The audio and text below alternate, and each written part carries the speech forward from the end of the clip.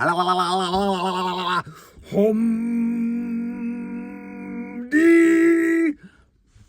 Okay, talk. Just be normal. It's not that hard.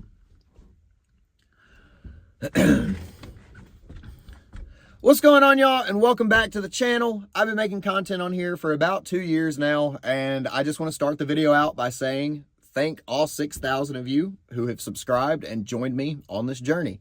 And if you're new here, what's going on? I appreciate you for being here. My name's Noah. This is Papas Ole Customs. This is Papas Ole Chevy that I'm sitting in. And what's going on, everybody? I just wanted to come on here and make a video because I have never really given y'all the rundown on what inspired me to do any of this. You know, where any of this came from, why I'm doing any of this to begin with, or the story behind the classic car, because there is always a story with every classic car, and this truck has definitely got one. So that's what I'm going to share with all of you today, and we're going to get right into it. Let's get it.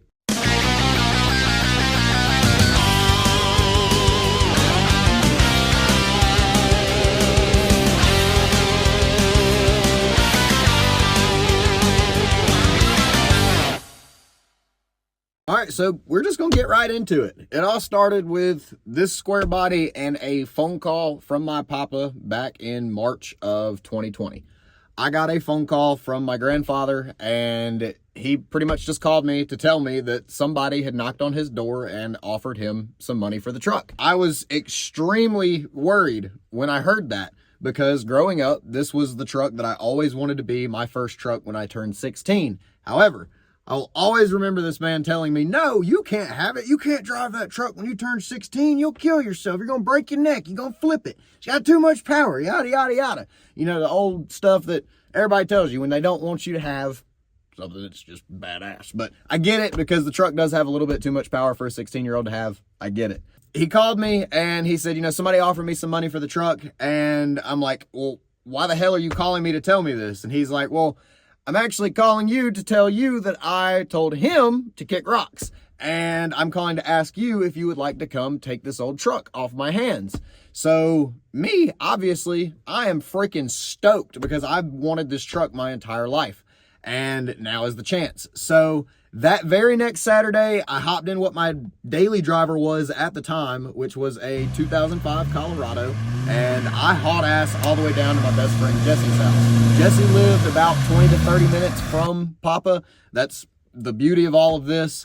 He actually was the one that helped me source a truck, a trailer, and everything needed to pick the truck up. So we got all that figured out. I drove down there, and then we went over to Papa's house. Once we got over to Papa's house, Papa handed me over the keys. We got in the truck. It would turn over, but it wouldn't actually fire off. Luckily, we had the car hauler. He did tell us that we were going to need the car hauler, but I had a little bit of a hope that we might be able to get it to fire off in the driveway, but we didn't. So we got it put up on the car hauler, and we took it straight over to the shop.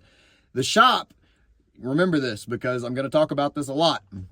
The shop is DNR 4-wheel drive down in Zebulon, Georgia. It's owned and ran by Ron Snowden, and that man is a saving grace, because if it wasn't for him and that shop and Jesse working there, the rebuild and this restoration to begin with would have never even happened. We'll get to that. However, we got it loaded up on the trailer. I got it headed over to the shop. We got it off the trailer, got it in the shop. This is the first video of it actually in the shop, getting fired off. As you can tell, it's covered in moss. It's extremely nasty. So the first thing we did after getting it fired off was take it straight to the pressure washer. So we pulled it outside, got it up to the area where the pressure washer is, and we sprayed all of the moss off. And then we realized that the red paint that we thought was going to be shiny red, because it looked red when it was wet, it dried and it was super oxidized. It was just god-awful pink. And after that, we pretty much took it back over to Jesse's house, and that's where it would sit for the next 6 months, with little to no work being done to it outside of keeping the engine alive, mainly because I was in college at the time. I had nowhere to store the truck up at college. Honestly, it really just wasn't safe to have that up at the apartments where I was at. Somebody would have easily stolen that thing. And I also didn't really have the funds to do what I was needing to do to the truck. So that's where it sat for about 6 months. So fast forward a little bit through the 6 months of the truck sitting, I eventually got an itch to do something to the truck that I just could not get to go away. Papa would call me once or twice a month within that 6-month period, and he'd constantly ask, like, what have you done to the truck? Can I get any pictures or videos? Can I see something?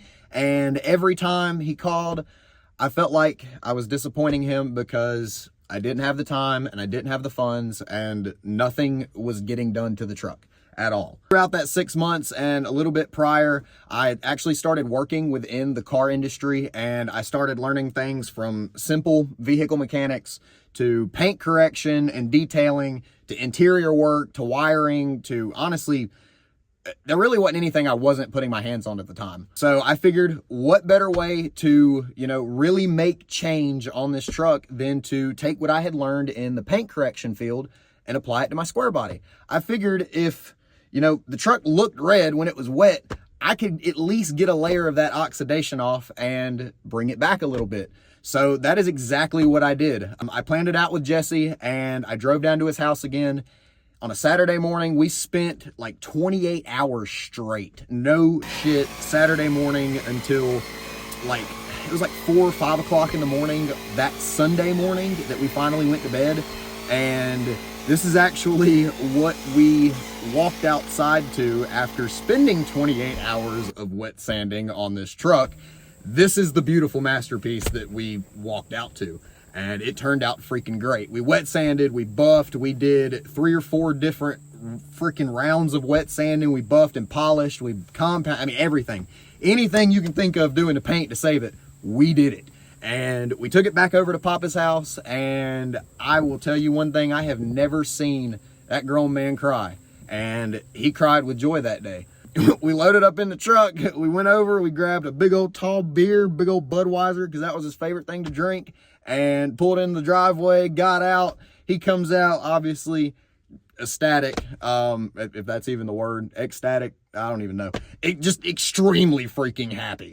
And here's the pictures that we took that day. This was absolutely an amazing day. And this was probably the best he had seen that truck at any given point since the last time that it had gotten painted in the early 2000s. Now we're going to fast forward to June of 2021. I managed to get through school. I graduated college. I met my beautiful, what is now my fiance. I got a big boy job, and I moved into a place that would allow me to relocate my square body from Jesse's house to where I was living at the time so that I could begin rebuilding and actually beginning the restoration process.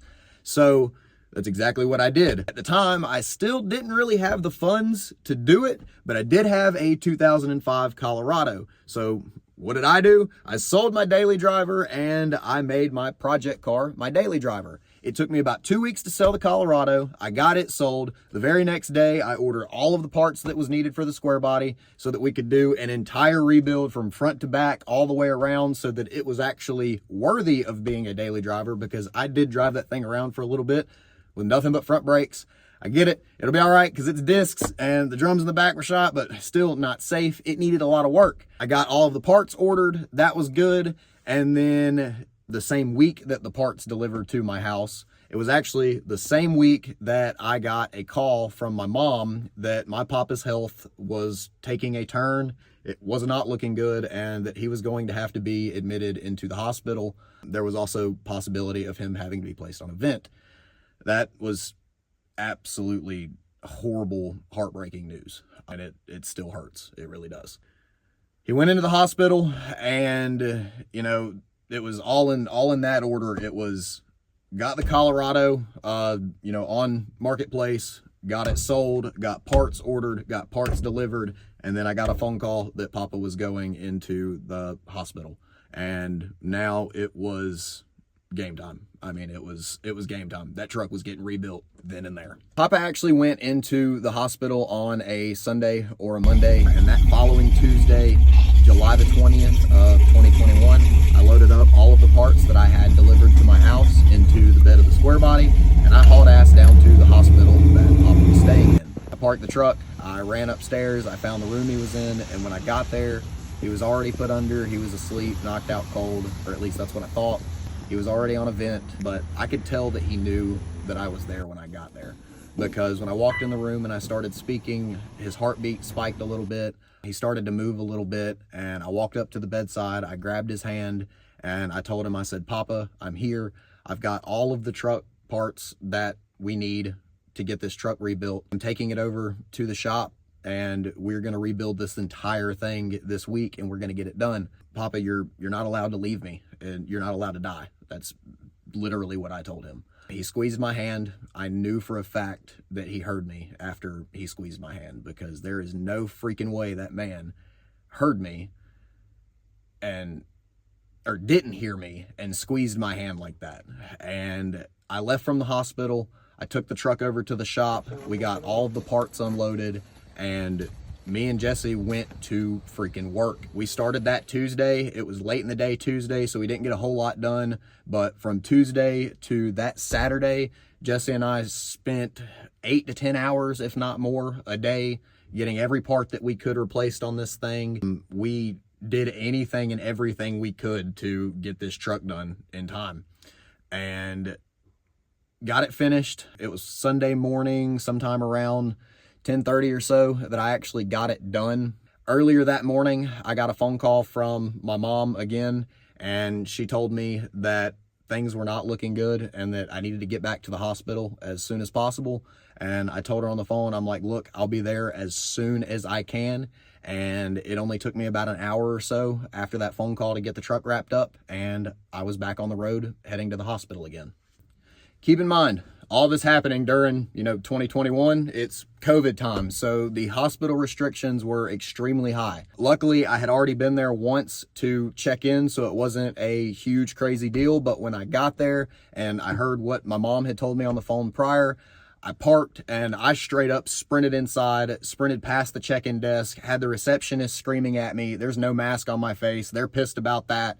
Got in the elevator, straight up, come off the elevator, and I'm greeted by my stepdad, my uncle, and a really angry nurse. She knew where I was going, what I was doing, and after I was greeted, the looks on their faces, it kind of said it all. Things just seemed different when I went in there that time.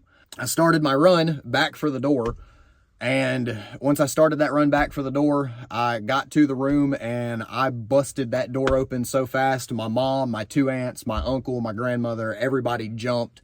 I thought that I gave all of them a heart attack. I walked in the room and Papa's heartbeat was slowing down, but something was still keeping him there. For whatever reason, he was still holding on. And my mom actually said to Papa, "Dad, Noah's here." And his heartbeat kind of sped up a little bit, and it was like, whoa.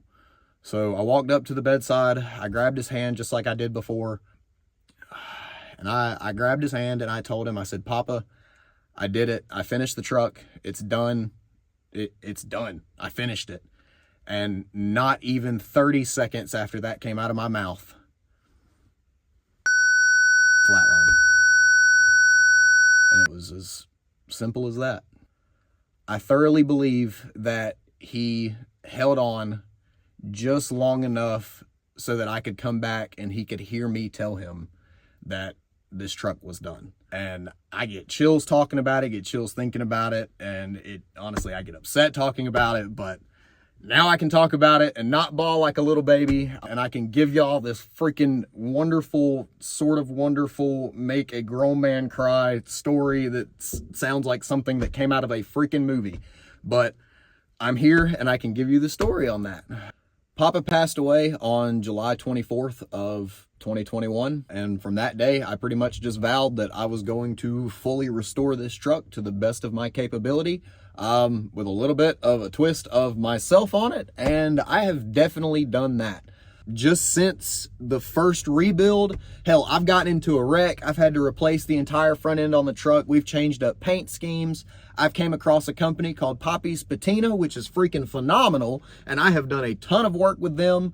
I've added QA1 front coilover suspension to the front end.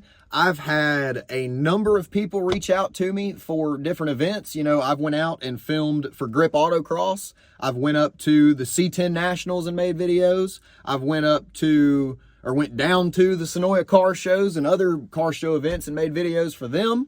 And honestly, it's really just a hell of a whole lot of fun. And if you haven't, you can go check out all of what I just talked about in my other videos that I've got on here. You can go check those out real simple. Just go on over to my page. Make sure you hit the subscribe button. Make sure you hit the like button if you watch something, and comment and let me know what you think of the videos if you do actually go watch something. I really want to say thank you again to all 6,000 of you that have subscribed already, and thank you to all of my future subscribers that are coming along, or anyone that subscribed because of this video. Stay tuned, because I do have a ton of awesome content that's going to be coming out later this year. We've got a 1970 F100 that we're planning on doing a huge rebuild to, so you need to stay tuned for that. We've got more shows that we're going to be doing. We've got more Papa's Patina products coming, and a hell of a whole lot more. So make sure y'all stay tuned for anything that is coming out Papa's Ole Customs. But for today, that is the entire story of Papa's Ole Chevy, where it came from, what it's about, the whole story, the whole kit and caboodle, all of it. But outside of that, I'm wrapping it up. We are done for today. Peace. I love y'all. Later, and I'm out.